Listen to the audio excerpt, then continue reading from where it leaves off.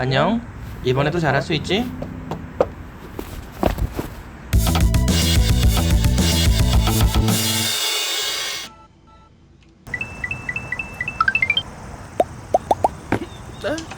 안녕하십니까. NJ 스튜디오 자월평TV의 제이입니다. 자, 영상을 시작하기 앞서서 본 영상은 차량 디자인 그리고 기능 리뷰입니다. 시승기 주행 리뷰를 보시고 싶은 분은 아래에 링크를 클릭해 주시기 바랍니다. 소형 SUV의 왕좌는 단원 이 벤츠의 GLC거든요. 판매량도 엄청났었죠. 그리고 운동 성능도 꽤 많은 칭찬을 받았어요.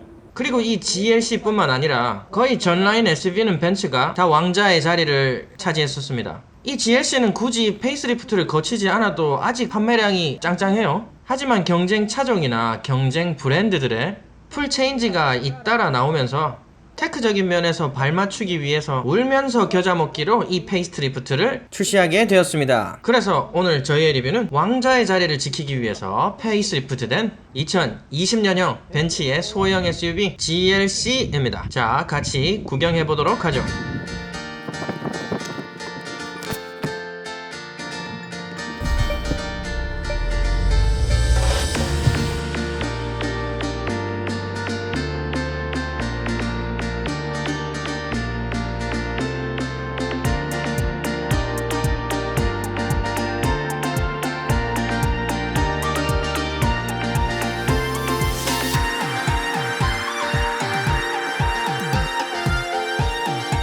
이 2020년 GLC는 아직 북미에도 업데이트가 안 된 차량이에요. 2019년형이 아직 잘 팔리고 있기 때문에 재고 소진을 위해서 꼭꼭 감추고 있는 그런 모델이 되겠습니다.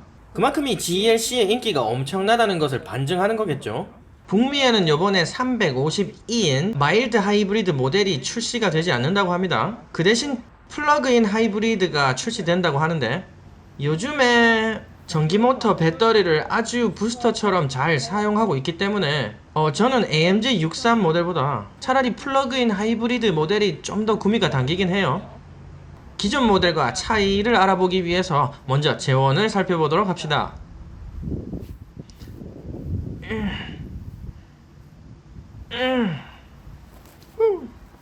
앤 후드 좀 열어줘요.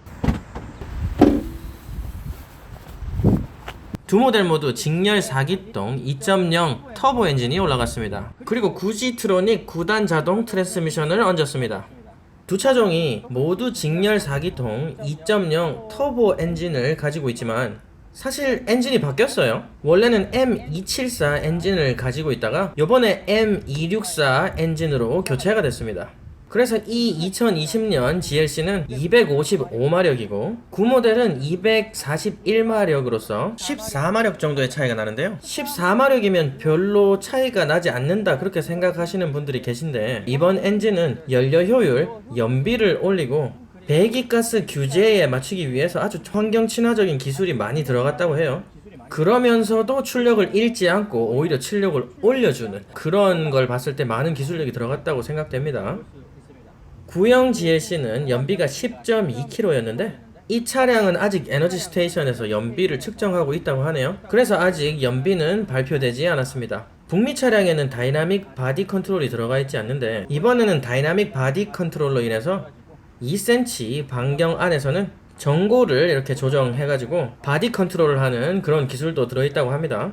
트윈 스크롤 터보와 배기 흐름을 최적화해가지고 굉장히 낮은 RPM에서 최대 토크를 보여주는 또 그런 엔진이라고 합니다. 또 이번에는 적응형 댐퍼가 기본으로 들어가 있다고 하네요. 또 에어 서스펜션을 옵션으로 넣을 수 있습니다. 자, 2020년형 GLC의 디자인을 보도록 하겠습니다. 많은 사람들이 디자인의 변화가 없다고 하시는데 모르는 소리. 사실 그렇게 큰 부분이 외관에서 변하진 않았어요. 하지만 꽤 많은 부분이 눈에 띄기 때문에 보도록 하겠습니다. 이 라이트 디자인은 제가 GLE에서 좀 꺼벙이 디자인이라고 해가지고 아쉽습니다 이런 말씀을 많이 드렸던 부분인데, 요번 GLC에서는 꽤 잘 나왔어요. 이렇게 꺼벙이 디자인 앞모습을 채택을 하면서도 예쁘게 나와 있는 것 같습니다. 라이트가 이렇게 심플해지면서 좀 더 넓은 연령대를 섭렵할 수 있게 된 것 같아요. 하지만 라이트 안쪽을 보면은 요번에 페이스리프트 된 C클래스의 라이트처럼 안쪽에 많은 숫자의 램프들로 해가지고 좀 더 외계인 같은 디자인 인자를 버리지 않은 것을 볼 수가 있었는데, 요번에 GLC에도 그대로 적용된 것을 볼 수 있습니다. 주간 라이트도 연결되어 있지 않으면서도 또 연결성을 유지한 그런 예쁜 주간등이 들어가 있는 것을 볼 수가 있고요. 아래쪽의 범퍼는 디자인이 아쉽게도 똑같습니다. 하지만 여기 앞에 좀 스키드 플레이트처럼 느낌을 주려고 한 크롬 부분에 GLE 공조 벤트 같은 그런 세 가지 구멍을 뚫어놔가지고 디자인이 다름을 볼 수가 있습니다. 자, 2020년형 GLC의 옆모습을 보도록 하겠습니다. 아쉽게도 옆모습은 거의 변한 게 없어요. 변한 곳을 찾아볼 수 없을 정도니까요. 전반적인 느낌은 거의 동일합니다. 그래도 제가 BMW 옆모습을 너무 뭉툭하다고 제가 싫다고 말씀드린 적이 있는데, 역시 벤츠는 좀 고급스러우면서도 날렵함을 잃지 않는 그런 몸매를 보여주고 있는 것 같아요. 그런 부분은 굉장히 마음에 들고요. 요번에 처음 한 건데, GLC는 구형도 그렇고 똑같은데 이거 팬더 림이 무광 플라스틱인 줄 알았거든요. 근데 이게 내장에 들어가는 고급 플라스틱처럼 약간 고무 같아요. 무광 림을 줬으면서도 이렇게 좀 고급스러운 재질을 여기까지 넣어주는 그런 또 벤츠의 센스를 볼 수 있습니다. 그리고 제가 8 시리즈 리뷰를 촬영을 했거든요. 이거 다음에 업로드 될 예정인데, 벤츠하고 BMW가 다 이렇게 손잡이 디자인을 숟가락으로 이렇게 아이스크림 쑥 떠놓은 것 같은 거에 손잡이를 넣어놨는데, 이 부분은 저는 좀 마음에 안 듭니다. 굉장히 많은 디자인 찬사를 받은 GLC와 동일한 옆모습을 가지고 있기 때문에 저의 불만은 의미가 없는 것 같아요. 자, 휠을 보도록 하겠습니다. 휠은 지난 세대와 똑같아요. 기본 휠이 지금 들어가 있는데 제가 벤츠의 기본 휠을 굉장히 좋아합니다. 톤도 미묘하게 잘 나눠져 있고요. 5스포크 휠이 굉장히 예쁩니다. 요거는 기본 휠이라서 18인치 휠이 들어가 있어요. 20인치가 옵션으로 들어갑니다. 또 벤츠답게 더블 위시본 서스펜션이 들어가 있고요. 그리고 요번 세대에 좀 주목할 부분은 아까 말씀드렸듯이 기본으로 어댑티브 서스펜션이 들어가 있는 것을 볼 수가 있습니다. 그래서 모드에 따라서 운동 성능이 굉장히 잘 적응을 할 것 같아요. 그래서 제가 본 리뷰에서는 고속에서 운동 성능이 좋다고 했는데, 아마 이 부분에서 차이를 보인 게 아닐까 싶습니다. 자, 뒷모습을 보도록 하겠습니다. 뒷모습도 아쉽게도 많이 바뀐 부분이 없습니다. 그렇지만 디테일한 부분에 바뀌면서 이번 세대의 느낌을 좀 많이 살려주는 것 같아요. 지난 세대와 마찬가지로 아주 단아한 스포일러는 또 고급성을 그대로 가지고 있고요. 라이트 부분도 모양새도 똑같고요. 지난 세대의 GLC 뒷모습이 가장 예뻤던 것 같아요. 이 꺼벙이형이라고 제가 말씀을 드리는데, 이 꺼벙이형이 정말 너무너무 예쁘고요. 요번에는 근데 중간에 지나가는 그 크롬 일자 눈썹이 빠져 있는데, 저는 그거 사실 싫었습니다. 근데 그걸 빼줘가지고 업그레이드 된 느낌이에요. 후미등의 디자인이 안쪽에 디테일이 굉장히 많이 바뀌었습니다. 이번 세대에 들어가면서 테일 라이트에는 안쪽에 네모 도형이 이렇게 들어가 있어가지고 또 새로운 디자인 DNA를 유지를 하고 있는데, 이 차량의 뒷모습이 아름답다고 생각했는지 이번에 새로 출시할 GLB에서는 비슷한 뒷모습을 가지고 있어요. 테일 라이트도 굉장히 비슷하죠. 그런데 좀 더 업그레이드 돼서 나올 것으로 예상됩니다. 저는 너무 마음에 들었거든요. 그래서 GLB 리뷰 꼭 기다려 주시기 바랍니다. 그래서 여기 안에도 보면은 전조등에 6개 라이트가 들어간 것처럼 여기는 총 7개가 들어가 있는데, 이렇게 작은 라이트가 안쪽에 이렇게 들어가 있어서 좀 외계인 느낌도 나고 그렇습니다. 하지만 고급 브랜드들의 요즘 라이트 디테일이 상당합니다. 애니메이션도 되고, 특히 아우디를 보면 정말 대단하죠. 그런 거 치고는 벤츠는 조금 단순하지 않나 싶어요. 그러면서 좀 연령이 있으신 분들에게 좀 매력을 더 어필을 한다고 볼 수도 있지만요. 그리고 이 차를 보면은 아래쪽에 들어가 보면은 머플러 쪽도 거의 변한 곳이 없습니다. 머플러도 거의 변한 거 없는데, 스포일러 쪽이 변했어요. 스포일러 쪽에 굵게 보이는 스포일러가 이렇게 3개가 들어가 있는데, 그 부분이 눈에 잘 띄진 않지만 자세히 보면 또 굉장히 많은 변화라고 볼 수가 있는 부분이라고 생각을 해요. 트렁크를 보도록 하겠습니다. 요즘 소형 SUV들도 트렁크에 공간을 굉장히 많이 확보를 해주기 때문에 전혀 작을 거라고는 예상하지 않고, 쿠페 같은 인상을 가지고 있지 않기 때문에 높이도 유지할 거라고 예상을 합니다. 자, 열어보시죠. 생각했던 것만큼 상당한 공간을 보여줘요. 깊이도 상당히 깊고. 근데 후륜구동 기반 SUV들을 보면은 트렁크가 높다는 것을 알 수가 있는데, 이 차도 어김없이 꽤 플로어가 높은 것을 볼 수가 있습니다. 공간적인 측면은 전혀 나쁜 게 없고요.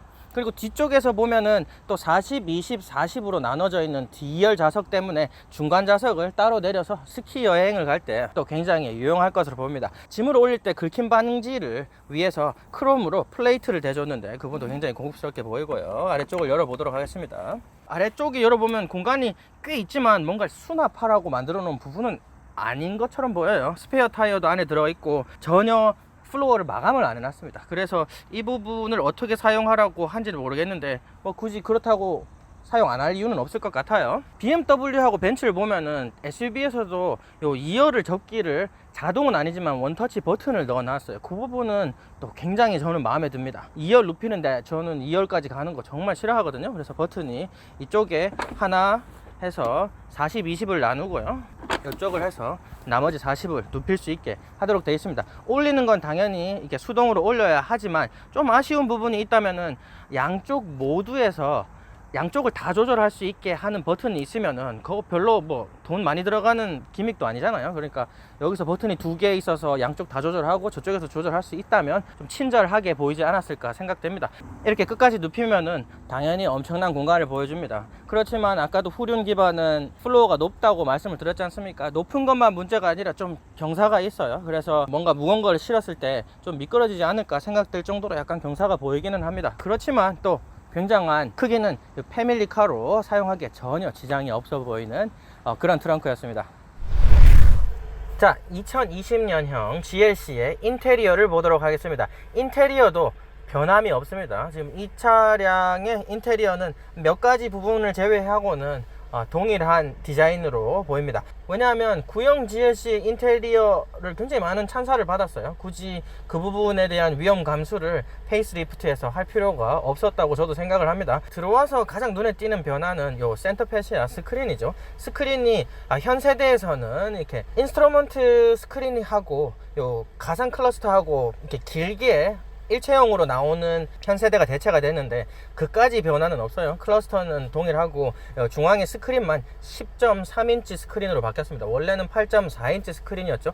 8.4인치 스크린이 나쁘진 않았어요. 그렇지만 터치가 안 됐어요. 그래서 아마 요번에 페이스리프트가 아마 절실하지 않았나 저도 생각을 해봅니다. 8.4인치에서 양옆으로 와이드로만 길어졌는데 그렇게 하면서 굵어진 베젤이 그렇게 많이 눈에 띄지 않게 그렇게 디자인이 바뀐 것으로 볼 수가 있습니다. 차에 들어가는 스크린의 베젤이 넓은 거는 뭐 어쩔 수 없다고 생각을 해요. 좀 보기는 싫지만 이 차량에 들어가는 모든 물품은 자동차 레벨의 평가를 통과해야 하는 부품들로 만들어야 되기 때문에 그렇게 쉽지 않은 것으로 보입니다. 대시보드 윗부분은 가죽으로 할 수도 있었지만은 좀 보들보들한 좀 우레탄 느낌의 플라스틱으로 들어가 있고 중간에 무광 크롬으로 액센트를 줬는데 보조석 쪽의 대시보드 디자인은 그리 마음에 들진 않아요. 같은 우레탄 재질의 재질로 다들 마감을 해놨는데 좀 심심하면 어쩔 수 없습니다. 요 센터 패시아랑 요 센터 콘솔을 이어지는 부분의 디자인이 아마 인테리어에서 가장 돋보이는 부분이 아닐까 생각이 됩니다. GLE에서 볼 수 있듯이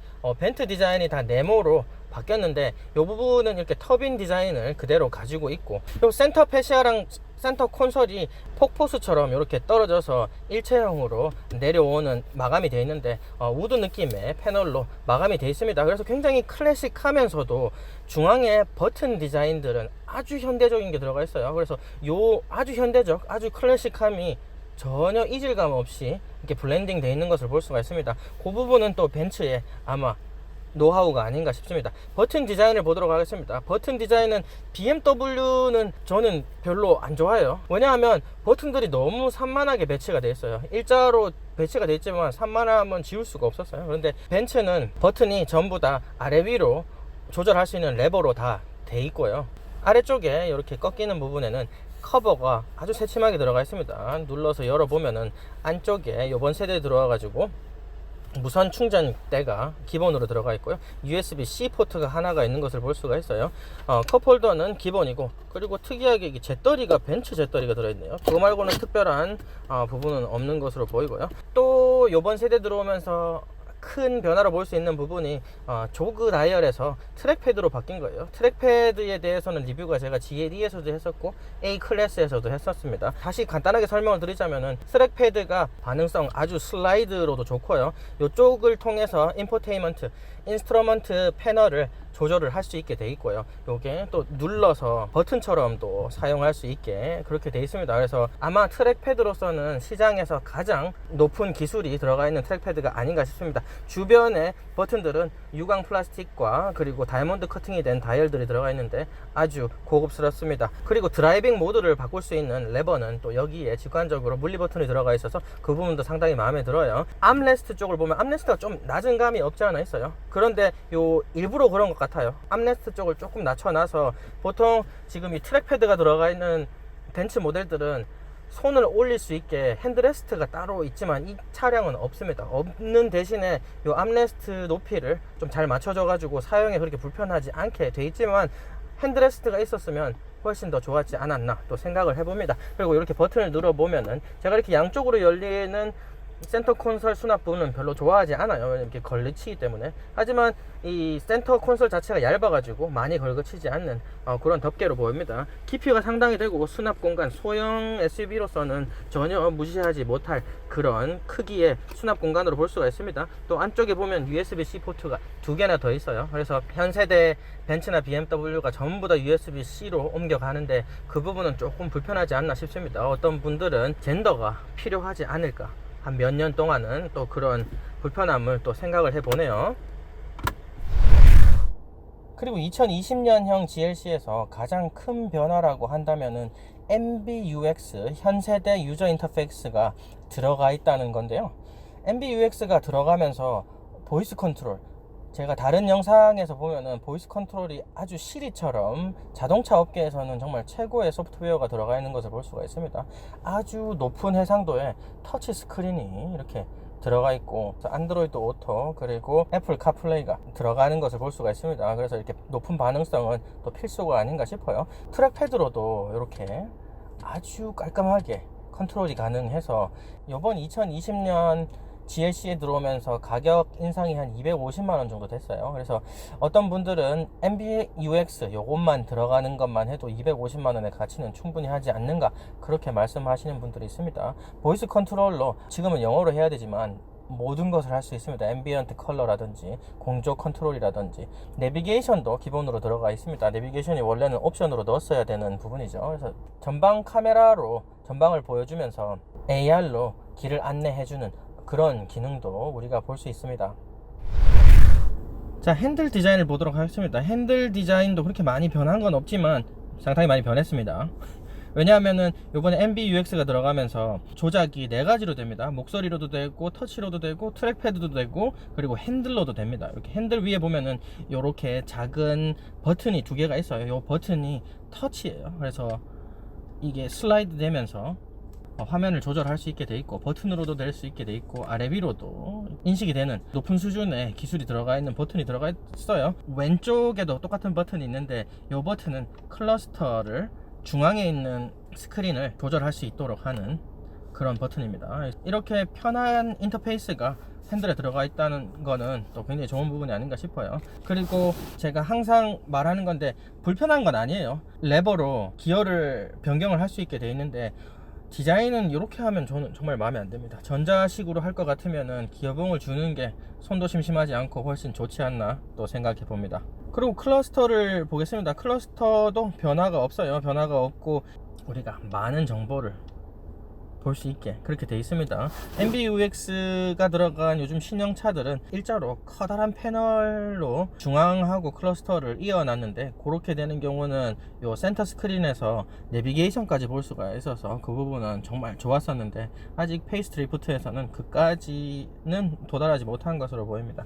시스템이 새로 바뀌면서 현 세대에 들어가 있는 운전자의 집중도를 36가지로 측정을 해가지고 주의력을 잃었는지 안 잃었는지 확인을 해서 알람을 주는 그런 주의력 감지 시스템도 들어가 있습니다. 그리고 어댑티브 크루즈 컨트롤이 들어가 있고 자동 스탑 고가 들어가 있어서 트래픽이 많은 한국에서는 또 아주 편안한 운전을 할 수 있게 될 거라고 생각됩니다.